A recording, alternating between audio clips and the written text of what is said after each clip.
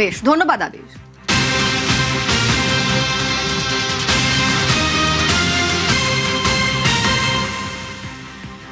21শে জুলাইয়ের সভা নিয়ে বিপাকে তৃণমূল। মমতা অভিষেককে নোটিশ দেওয়ার নির্দেশ বিচারপতি অরিজিৎ বন্দ্যোপাধ্যায়ের ডিভিশন বেঞ্চে।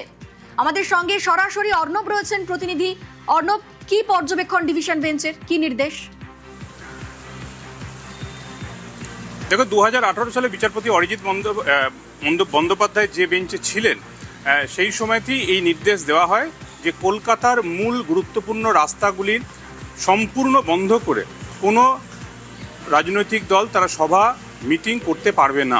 2025 সালে তৃণমূল কংগ্রেস যে সভা করেছে ভিক্টোরিয়া হাউসের সামনে, সেখানে রাস্তা বন্ধ এবং সম্পূর্ণভাবে স্তব্ধ করে দিয়ে কাজেই আদালত অবমাননা হয়েছে। এই অভিযোগে জনস্বার্থ মামলাকারী তারা আদালত অবমাননার মামলা করে এবং ইতিমধ্যেই তৃণমূল কংগ্রেসের চেয়ারপারসন মমতা বন্দ্যোপাধ্যায় এবং সর্বভারতীয় সাধারণ সম্পাদক অভিষেক বন্দ্যোপাধ্যায়কে নোটিশ ধরিয়েছে কলকাতা হাইকোর্ট। সেই মামলা 3 তারিখ শুনানির জন্য আসবে জুলাই মাসে।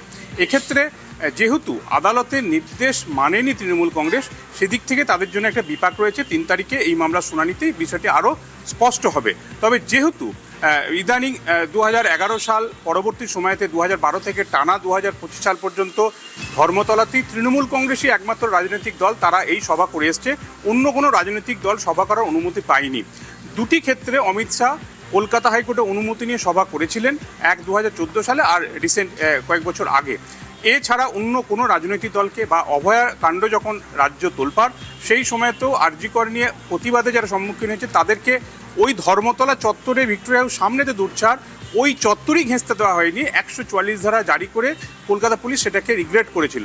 এই অবস্থায় যে মামলা রয়েছে সেই মামলার জন্য কিন্তু যথেষ্ট বিপাক রয়েছে তৃণমূল কংগ্রেসের। কাজেই আইন মেনে তাদের যদি বা নিয়ম নির্দেশ মেনে যদি তাদের সভা করতে হয়, তাহলে এবছর সম্ভবত ধর্মতলা তাদের জন্য হাতছাড়া হতে পারে, এমনটাই আশঙ্কা করছেন আইনজীবীদের একটা বড় অংশ।